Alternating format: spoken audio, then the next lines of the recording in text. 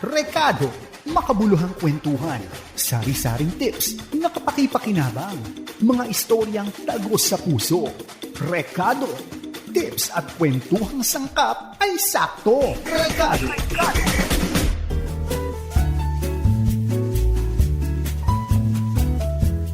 Kung bibigyan mo ng payo ang younger generation, ano ba ito at bakit? Yan ang pag-uusapan natin ngayon sa Rekado. Hi, I'm Chiki Holman Yulo and welcome to Rekado. Every Saturday po tayo magkakasama dito sa 702 DZAS AM Band. We are now kasapi po ng 702 DZAS Radio TV, Agapay ng Sambayanan. Tayo po ay kasapi ng KBP, Kapisanan ng mga broadcaster ng Pilipinas, and listen to us via internet through febc.ph and Facebook Live dito po sa 702 DZAS FEBC Radio TV. Sa iba pong bahagi ng mundo, naku yung mga kaibigan po't kamag-anak nyo na nakatira sa iba-ibang places ng mundo, you can listen to us and watch us sa PinoyConnection.ph sa mga kaibigang overseas Filipino workers. YouTube channel 702 DZAS FEBC Radio TV. Yun din pong past episodes ng Recuerdo at Rekado noon, nung linggo pa kami, no? Yun tayo, linggo pa noon, ay mapapanood po din nyo sa YouTube. And huwag nyo kalimutan yung YouTube channel na in-interview po ako ni Mr. Julius Babaw. Nako, nakakatuwa po yung interview yon. Para pong yung sa love team namin ni Bossing Vic at saka yung mga dinaanan ko pa sa buhay na mas exciting pa. Okay? So I hope don't forget na sa YouTube po yan na vlog ni Mr. Julius Babaw. Okay. Ngayon naman po, alam po ninyo, okay, it's the merry month of March. Nagsisimula ng uminit ang panahon. Ang pag-uusapan natin ngayon ay tungkol sa Dear Younger Women. It's no secret that with age comes so much of wisdom.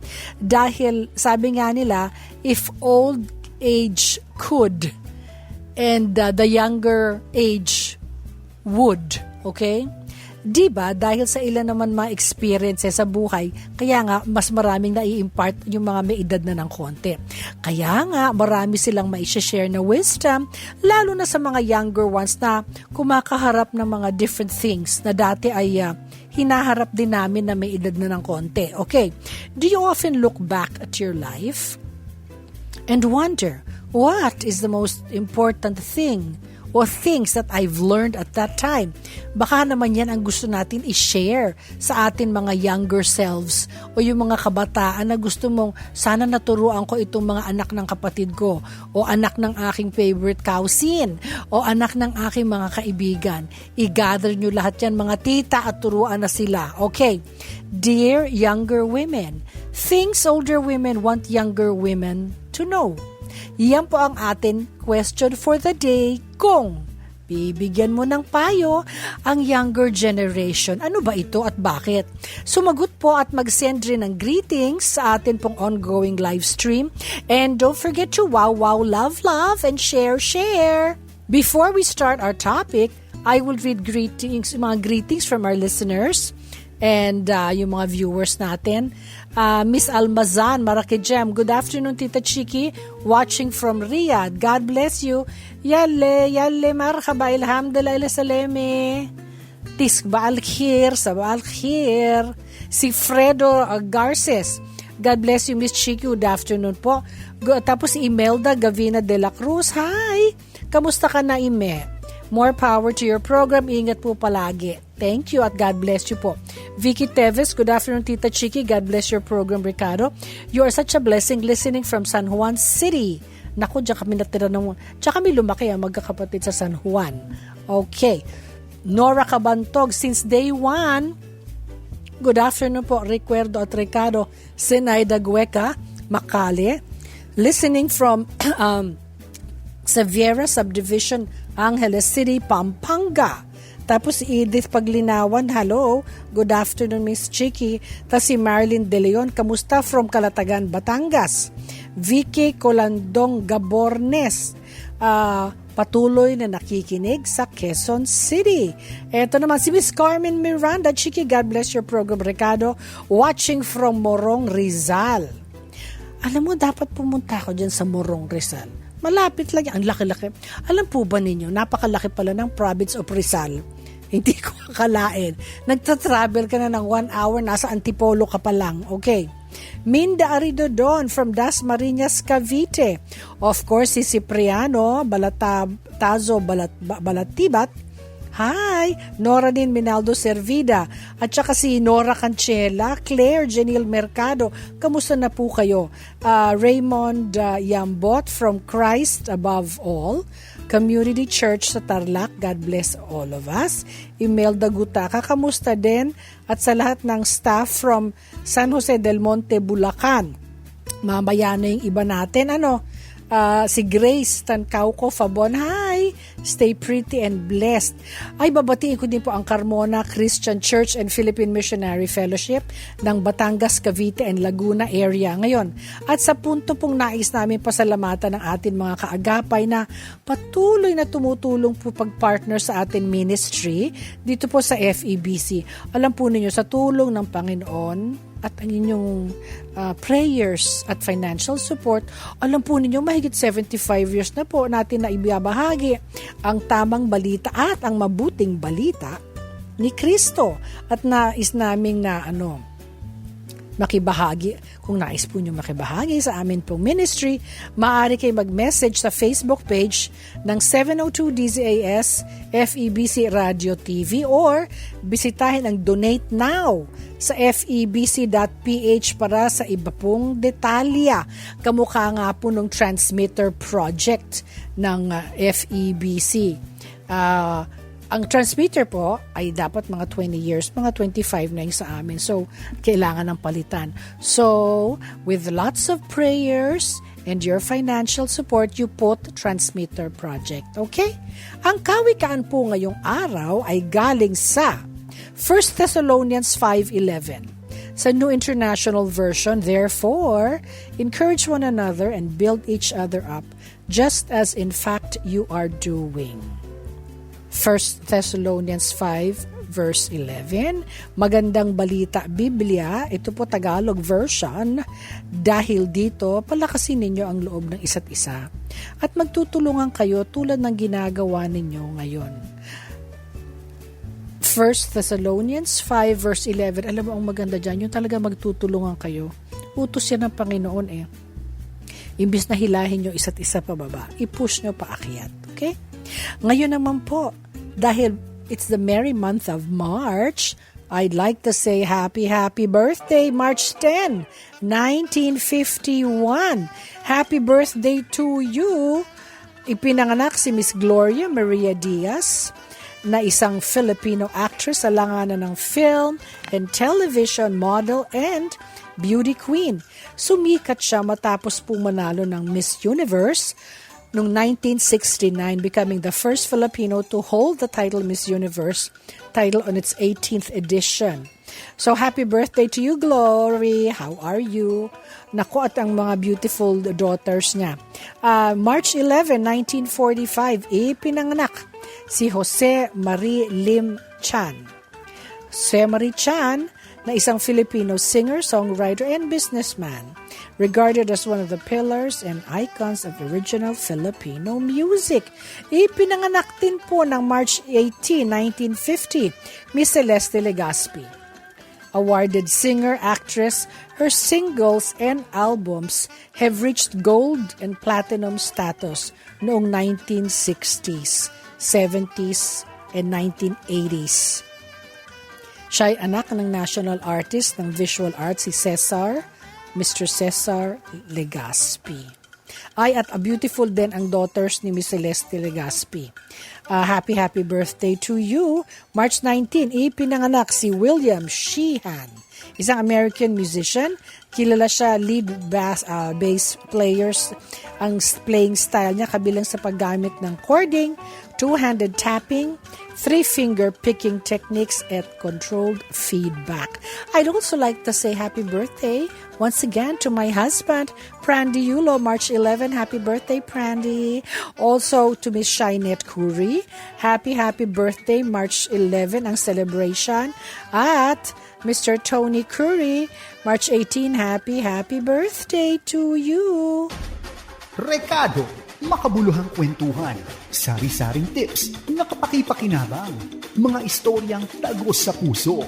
Rekado, tips at kwentuhang sangkap ay sakto. Rekado.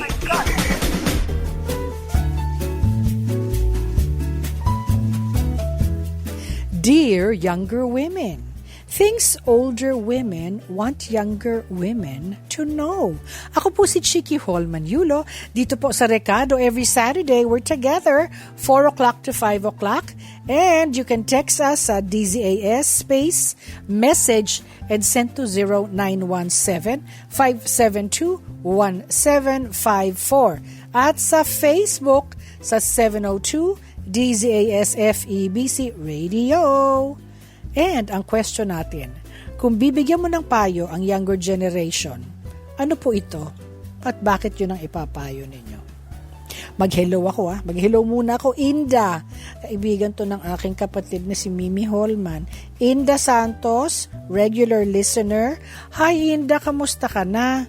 Sana mabigay mo sa amin ang number mo. Hahanapin ko nga yung number mo kung na-text ba nung kapatid ko sa akin noon. Ash Jen Indiano, hi. This is Tita Chiki, apo ni Miss Lynette Indiano and Jolly. How are you? Okay. Kamusta na kayo dyan? Sabi ngayon ni Ira, for me, sabi ni Miss Ira, surround yourself with friends na magkakaroon ng positive influence sa'yo. Kung nag-aaral ka pa, be with friends na nakakapag-inspire sa'yo to do good. Ay, Miss Ira, napakagandang tips yan. Di ba nga po, sinasabi nila, tell me who your friends are and I'll tell you who you are. Pag ang mga kasama mo, mga good influence na mga kababaihan o kalalakihan, basta yung good ang influence sa'yo at tinuturoan ka, pinupush ka nila para to be better at what you do, yun ang kailangan mong kasama. Hindi yung mga babaeng panay chismis at hihilahin ka pababa. Okay. Sabi ni Miss Juvie, know your worth, girls. Hindi achievements lang hindi looks o kung ano man ang material things na nakaka-define ang worth mo. Hindi yon. Ikaw ang mahalaga. Tama yan. Miss Juvie, napakaganda naman ang gaganda ng advice nila. Know your worth. Alam po ninyo, pag hindi ka tinrato na maayos ng lalaki, mag-isip-isip ka. Kasi ang iba pong mga tatay, talagang pinapakita nila sa anak nilang dalaga kung paano sila dapat i-treat o itrato ng partner na lalaki. Minsan, medyo hindi ka na lumaki sa pamilyang may kompletong pamilya or hindi ka lumaki sa isang ama na tinatratong maayos ang nanay mo at saka ang mga kapatid mong babae, pati ikaw. So pag ganon, dapat alam na alam mo ang worth mo, okay? Hindi achievements o looks, kung ano man ang material things na nakakapag-define sa worth mo, ikaw ay mahalaga, okay? Sabi ni Miss Danilyn, enjoy your youth. Pero wag mong hayaan na masira ito ang life mo. Try new things, explore, dahan-dahan, and learn. Alam po ninyo, minsan po sa buhay, nadadapa tayo at nagkakamali. Nadapa ka na nga. Huwag ka na mag-part 2 na nadadapa, okay? Hopefully, ang nakakita sa iyong pagkadapa, 2 tao lang. Bumangon ka agad, pagpagan ng sarili, and go fight again. Thank you, Miss Danilyn. Sabi ni Miss Hazel, to our younger generation, do not rush. Trust the timing of your life. Ang lahat ay may tamang oras. Alam po ninyo kasi, yung iba kasi, gusto matapos now na in 5 minutes. Hindi. Do not rush. malalaman mo at lalabas ang kulay na kung sino man ang mga kasama mo sa buhay, lalabas ang tunay na kulay nila. Sabi ni Miss Amy, be courageous, dream big, and you pursue your dreams. Make yourself better palagi. At saka pag may nagsabi sa'yo hindi mo kaya, huwag mong pakinggan yon. Kaya mo lahat kasi si Jesus Christ nasa buhay mo. Hindi ka niya pababayaan. Okay? With God on your side, how could you lose? Pag-uusapan po natin more about that and things I wish I knew when I was younger sa Tips Part 1 ni Tita Chiki. Mga tips ni Tita Chiki. Chiki. Chiki. Here are some lessons na sana ay nalaman natin when we were younger. Kaya naman let's share ang mga ito sa atin younger generations para ma-serve as lessons and reminders sa kanila. Ito po'y galing sa lifehack.org at theprayingwoman.com. Number 1, today, yung araw ngayon, is what's important. Enjoy every moment of today. Dahil hindi tayo sigurado na mangyayari pa ito kinabukasan. Don't put off your dreams. Don't tell yourself, I'll do it tomorrow. Kung mahalaga isang bagay sa'yo, then do it today. Alright? Do not procrastinate. Ako kasi, nahuli ko sarili ko, nagpo-procrastinate ako. Yung magagawa ko, alam mo, pinapagpabukas ko sometimes, ha? Pag nahuli mo ang sarili mong ganun, hulihin mo sarili mo at sabihin mo, do not do that. Just do what you can do today. Tapos yan. Number 2, let it go. Let it go. Let it go.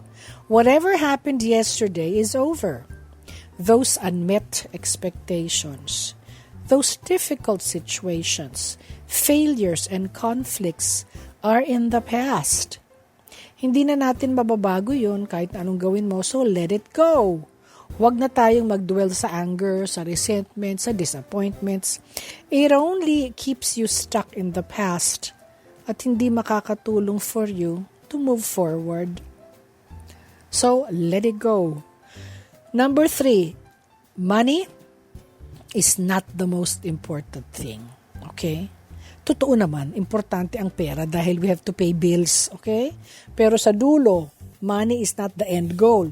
Satisfaction in a job well done, contributing to something worthwhile, and finding something you enjoy doing are more motivating goals and certainly lend themselves to a happier and less stressful life.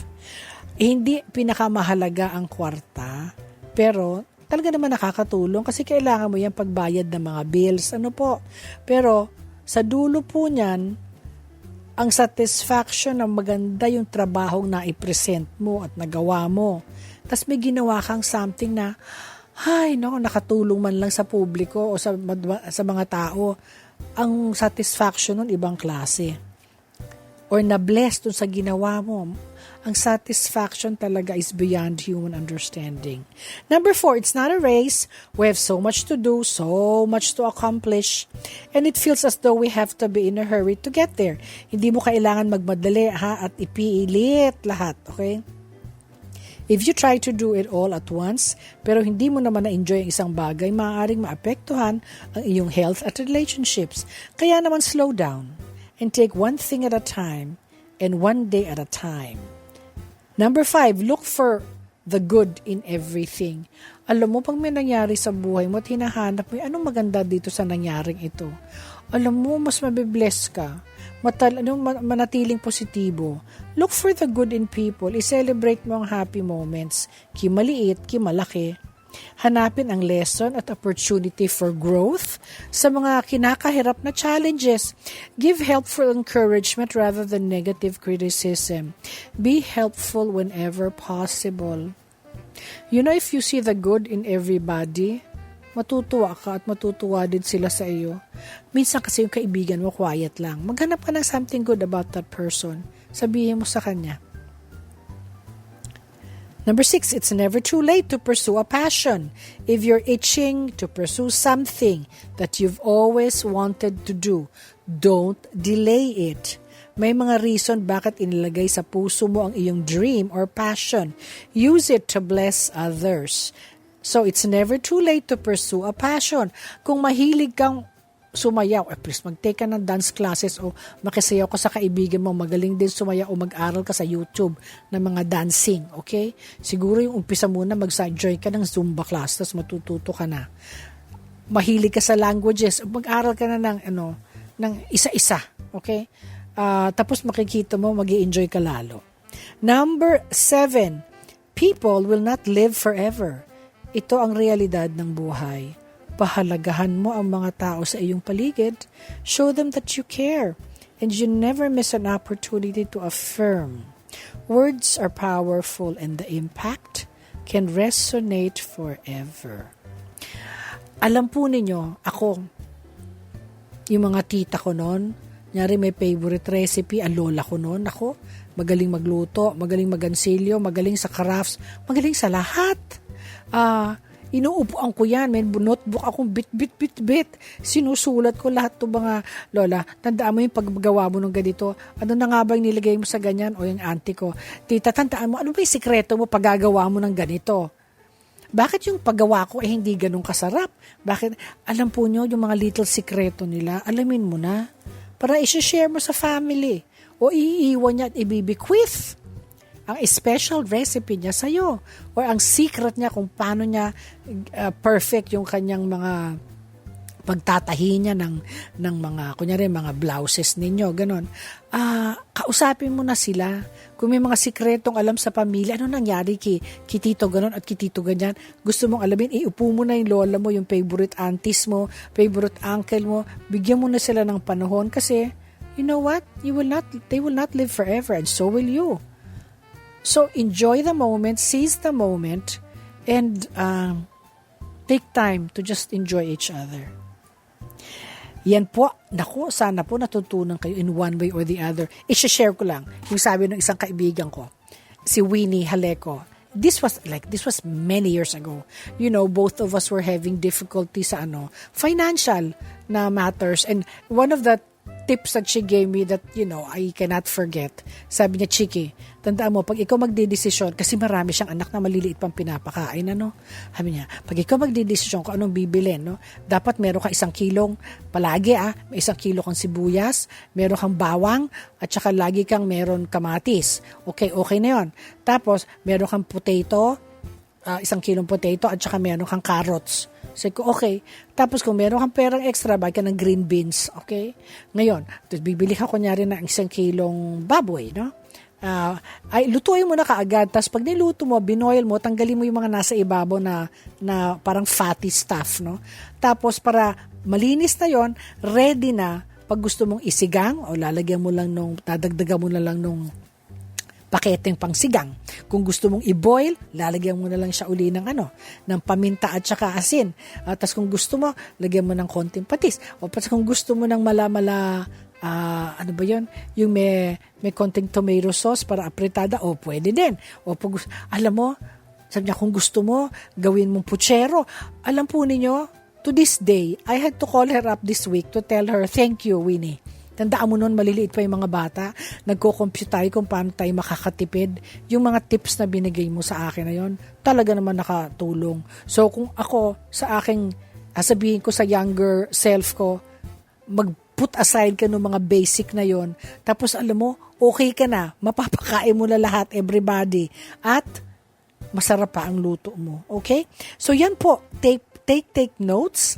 Winnie Haleco, maraming salamat ha. I'm sure nakuha mo lahat yan sa mami mo. I miss your mommy. Okay, we will be back with so much more with Stories for the Heart right after this. Rekado, makabuluhang kwentuhan, sari-saring tips na kapaki-pakinabang, mga istoryang tagos sa puso. Rekado, tips at kwentuhang sangkap ay sakto. Rekado.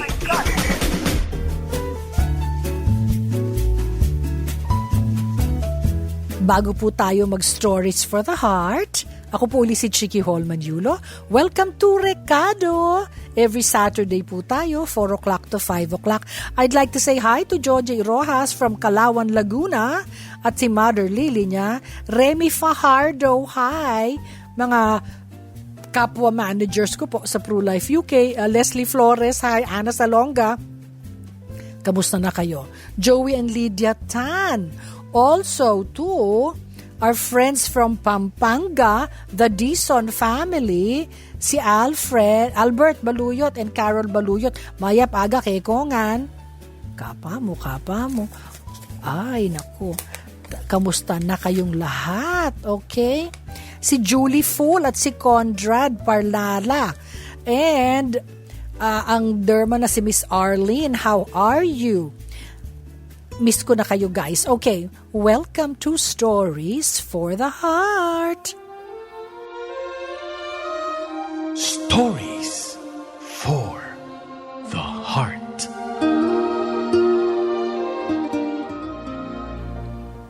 Another positive story ang hatid ko po sa inyo, tampok ang kaagapay na kababayan na tiyak na talaga naman maaantig ang puso mo. Tunay ngang walang pinipiling edad ang pagiging matapat. Sa Candaba, Pampanga, isang estudyante mula sa kindergarten sa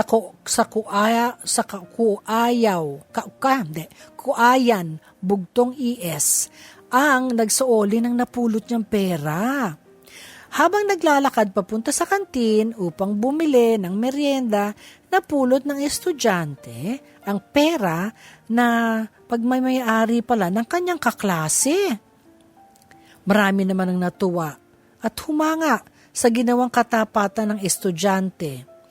Na ito, maging ang pamunuan ng eskwela ay natuwa at umasang sana ay marami pang batang ganon na kaparehas na yon ang gagawin. Ito yung taga-kindergarten sa Kuayan, Bugtong ES. Okay.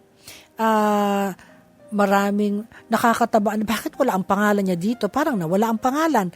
Natutuwa naman kami sa ginawa niyang yun. Kasi marami pong sa murang edad po ay alam na ang kahalagahan at pagiging matapat.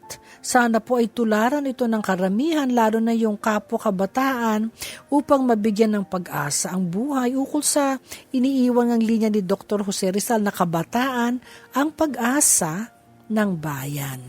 At yan po ang ating Stories for the Heart.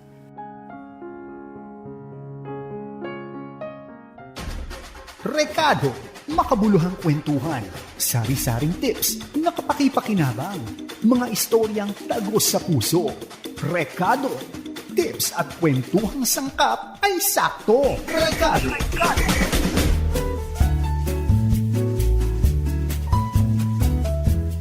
Dear younger women, things older women want younger women to know. Ano nga ba kung magbibigay ka ng payo sa younger generation? Ano ito at bakit? So iniimbitahan namin kayo mag-text ng inyong message sa DZAS space message and send to 0917-572-1754. Sa Facebook po, 702 DZAS-FEBC Radio. Sabi ni Terry, for me, ang ibibigay kong payo is to study well. Kung nabigyan ng pagkakataon na makapag-aral, grab it. Use it para magsikap sa pag-aral at aabutin ang iyong pangarap. Oo nga naman, totoo yan, mystery talaga. Mag-aral kang maayos. Kasi alam mo, pag sabi, bakit Tita Chiki, pag hindi ba ako nakapag-aral, katapusan na ng mundo? Hindi ko sinasabi yung, kaya lang alam po ninyo. Sa buhay, iba ang may bala nang meron kang natapos sa eskwela. Meron din naman mga negosyo o na pwedeng pasukan mo na hindi ka kailangan nagtapos, pero makakatulong kasi kada ina-applyan mong posisyon, meron kayong 3,000 tao na gusto din yung isang posisyon na yan. So, i-equip mo ang sarili mo para ikaw ang mahalaga. Hindi para sa kanila, para sa'yo. Okay? I-value mo sarili mo. Miss Josie Reyes, di ba totoo yun? Sa munisipyo ng Angono, Rizal. Hi, Miss Josie. Kamusta na po kayo? Charlene, sabi ni Charlene. Uy, kapangalan ng kapatid ko si Charlene. Okay. Do not compare yourself to others. Huwag ikukumpara ang iyong growth sa growth ng iba. Celebrate yourself. Celebrate your uniqueness. Alam po ninyo, iba-iba tayong lahat. Diba? Sip and Eugene Bergonia? Ay, naku, kamusta na kayo? At si Ate Weng Alcala, Marianne Arlene Aseo at yung asawa mong si Art, si Mama Lydia Adriano, kamusta na po kayo? Na-miss ko na kayo. Sila po yung regular since day 1, 7 years ago, na nagte-text po sa amin at sa Facebook Live. Na-miss ko kayo dahil feeling ko po kamag-anak ko silang lahat. Okay, si Buena Fe. Naku, si Buena Fe, Aquino Rio Florido. Yan, mga feeling ko kamag-anak ko. Although, hindi pa kami nag-meet, pero feeling ko kamag-anak ko kayo. Si Gracia, dear younger ones, we all have different timelines in life. Trust your own timing na iseset ng Panginoon sa'yo. And you know what? You're gonna be fine. Sabi ni Camille, be kind to yourself. Do not be too hard. Sabi ko po nga po, pag nagkamali, bumangon ka.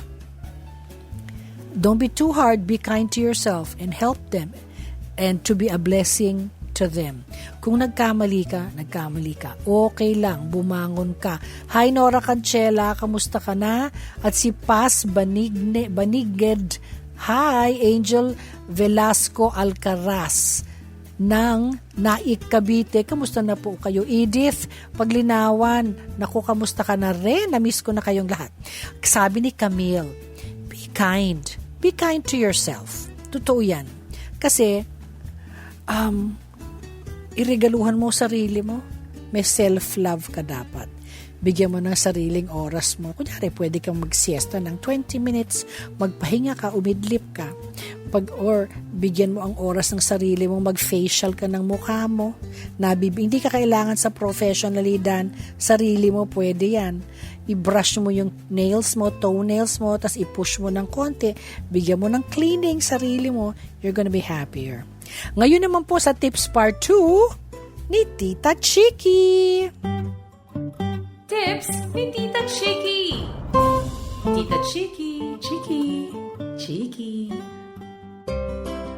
Question and answer with Tita Chiki. Uy, kaagapay, may mga tagapakinig po tayo nagpapadala ng question and we take the time to answer them. Sabi nga nila, eto na ang bibigyan kong thoughts. Ito pong mga sagot ko ay sa sarili ko pong opinion at minsan yung iba ni research ko, depende nga po sa tanong. Pero sarili ko itong opinion kasi may edad na rin ako, so makakagbigay na ako ng opinion. Sabi ni Miss Jeneline, hi Tita Chiki, ano po bang effective way to help and inspire young adults?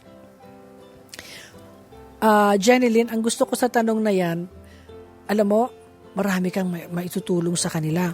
Ako ganito ha, sabi nung iba, magse-set and achieve ka muna ng major goal. Ano bang plano mong ma-achieve sa buhay? Ano bang legacy gusto mong iiwan sa lahat, no? The best way to inspire young people is to be an example to them. Lead by example. Huwag yung kung ano yung sinasabi mo, hindi yan na nagagawa mo. Kung meron kang major life goal, achieve it.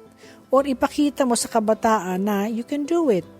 And if you can do it, they can do it too. Number 2, make a positive change in your life. Leading by example to inspire young people means making positive changes in your life. Maaring magbigay ng impact at inspiration sa kabataan ng positive changes na gagawin sa iyong buhay. Be that positive source of inspiration to others.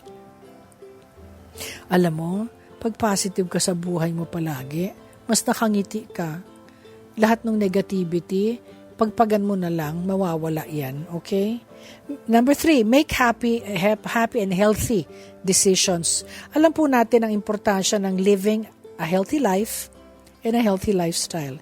By living a healthy lifestyle, a person can be happier, save more money, kasi hindi siya may hospital every 3 weeks, have a healthier heart, ay oo nga po, stronger immune system, and so much more. Sa pamamagitan ng paggawa ng healthy decisions sa buhay, you are inspiring the young people around you to follow to your footsteps. Alam mo po, pag magdesisyon kang uubusin ko ba ang isang kahon ng sandosenang donuts or kakain na lang ako ng scrambled egg na may tinapay. Doon na lang ata ako sa scrambled egg na may, yung gawa ko ng omelette, scrambled egg with tomatoes. Kung may tira-tira kang, spam, ham, kung anong meron tira-tira, isahahalo ko doon. Pero okay na ako sa scrambled eggs, may konting milk, tas lalagyan ko ng tomatoes na hiniwa-hiwa. Kami ni Jackie Lu Blanco, happy-happy sa omelette na yon. Paano ko alam?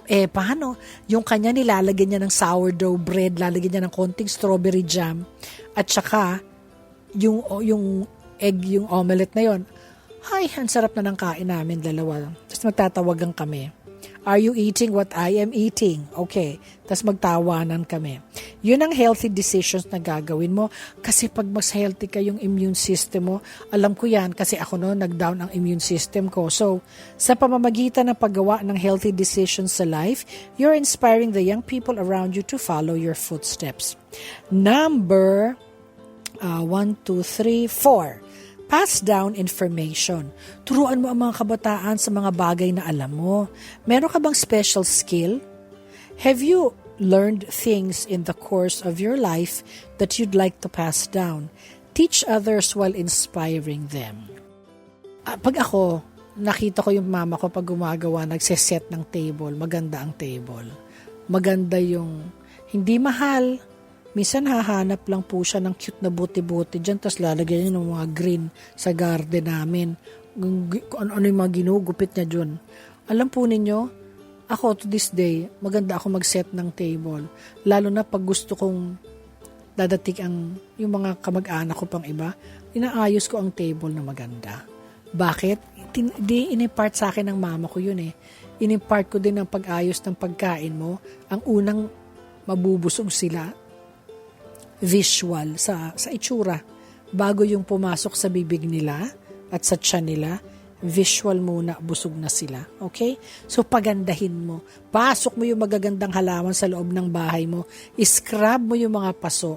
Lagyan mo ng plastic na tray sa ilalim para hindi magmarka sa iyong carpet o sa iyong rug o sa iyong wood, kung ano man yung sahig mo. Maglagay ka ng mga halaman dyan. I-make your house into a home, okay? So, pass it down, i-share mo din sa iba. I-set mo yung table na happy yung mga kumakain sa bahay mo at nakikikain at pinapakain mo sa bahay mo. Lalo na yung mga anak mo. I-train mo sila na may ganon, okay? Nakita ko kasi nung kumain ako sa bahay ng anak ko, nakita ko, para siyang Chiki Jr. mag-ayos at mas maganda pa, no? So, pag may ganon, matuwa ka. May na-impart pala ako sa kanyang natandaan niya. Teach them, but expect them to make their own decisions. Okay, hindi lahat ng tinuturo natin nakukuha nila kasi ang ending, sila ang magdidesisyon sa katapusan. Okay, so teach them. Your job is to raise them well-loved, yung mahal na mahal sila, at well-equipped. Ownership of life decisions is a process. Alam po ninyo, ako bilang nanay, tapos nakita ko tama yung desisyon ng anak ko over something, no? Na desisyon nila. Natutuwa po ako. Now, allow your kids to experience the consequences of their decisions. Kadalasan, matututunan nila ang lesson ng mga desisyon na ginawa kung hahayaang maranasan ng mga kabataan ang mga ito. If consequences do not follow decisions, then nothing is learned. Sana po meron kayong natandaan dito at kahit na isa, take mo ng notes ha. Ang mahalaga ata i-pass down mo yung information. Turuan mo sila pero huwag ka mag-i-expect na ang ending kasi kung anong desisyon nila, sila yung magde-decide na nun sa buhay nila. Pero naituro na natin sila and we pray na kung ano man ang tinuro natin sa kanila, na stick sa kanilang mga brain ay sana na natatandaan. At yan po, I think, ang prayer ng lahat ng mga parents. At this point po, please allow me at the end of the show to pray for you isa pong napakalaking pribilehiyo sa akin ay pagdasal ko kayong lahat. Let's bow our heads and let's pray. Our Heavenly Father, we praise you, Lord. Thank you for your faithfulness, for your love, and for all that you are, Lord Jesus. Maraming salamat sa biyayang binibigay mo sa amin araw-araw. Kasi alam namin na araw-araw kumakatok sa aming pintuan kayo ang another day na another page of our lives. We pray, Lord, na araw-araw bigyan mo kami ng strength to help us hurdle all its challenges. Turuan mo po kami at bigyan mo pa po kami ng karunungan para piliin kung ano ang tamang journey na tatahakin namin, Panginoon. At bigyan mo pa po kami ng kaligayahan, ng ngiti, to enjoy every struggle and every single moment. Kasi alam namin na pinoproteksyonan mo kami. Thank you for your great love and for your care. Thank you for your mercy and grace. Thank you, Lord, sa lahat ng biyayang binibesto at binibigay mo sa aming buhay, that you have provided us with more than I could have ever imagined. Thank you, Lord, for keeping us safe. Na pinoprotekta mo po kami sa araw-araw habang po kami nagda-drive, pumupunta sa kung saan at nagko-commute. Maraming salamat sa binibigay mo sa pag-embrace mo sa amin ako pagyakap, Panginoon. We ask for your guidance and protection every day, for your provisions, lalo na po yung mga ibang kaagapay namin, mga ibang karekado na humaharap po ng financial problem ngayon. We ask for your strength sa mga bagay na kakaharapin namin araw-araw. You have promised to be with me, Lord Jesus, wherever I go. And you know that the steps that I take, because we trust in you, Lord Jesus. I only want to do things which glorify you. Lord, you are the God of peace and love, in whom I place my trust. Panginoon, nilalapag namin sa inyong paa ang lahat ng mga struggles namin ngayon at challenges na nadadamnan sa buhay, yung pong ibang mga kamag-anak at kaibigan namin na may dinadaanang sakuna sa buhay, may sickness sila na medyo nahihirapan sila financially, emotionally, mentally, spiritually, Lord. Nilalapag namin ito sa inyong paa. I pray that you would continue to care for them and to guard them and to guide them and support and strengthen them, Lord, even when they feel weak. I know that you will give them the strength that's far beyond human understanding. Kasi ikaw ang Panginoon. Ikaw ang hari ng mga hari, Panginoon. You are the King of Kings and the Lord of Lords, and may we always remember that. We love you and we glorify you in the mighty name of your Son, Jesus Christ. Amen. At dito na po nagtatapos ang ating programang Rekado ngayong Sabado. Sana po nasiyahan kayo sa aming programa ngayong araw at inianyayahan namin kayong patuloy na makinig next week ulit. Naku, ang gaganda din ng topics natin. To our production technicians, thank you. Nathaniel, Nate Peralta, Benjo Morano, hi guys. Jonathan Reyes and Reggie Veliena. Hi there, Reg. Ay nako, kamusta daw? Sabi ni Tony Rose, Gaida. Kamusta ka na daw? To our writer, good job, Miss Kayla Escalante. Thank you rin sa ating station manager na si Joe Alabastro.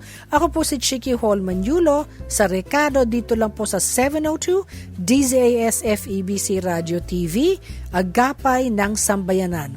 Celebrate life. Instead of counting what you do not have, subukan natin bilangin kung anong meron tayo. At alam po ninyo, pag binilang mo na, mahihiya ka magreklamo kay God kasi binigyan tayo ng kaligayahan at talaga naman binibless tayo araw-araw. And you will realize how blessed we are with Him. Have a great week po ahead of you. And bye-bye. God bless you all. Ciao, ciao.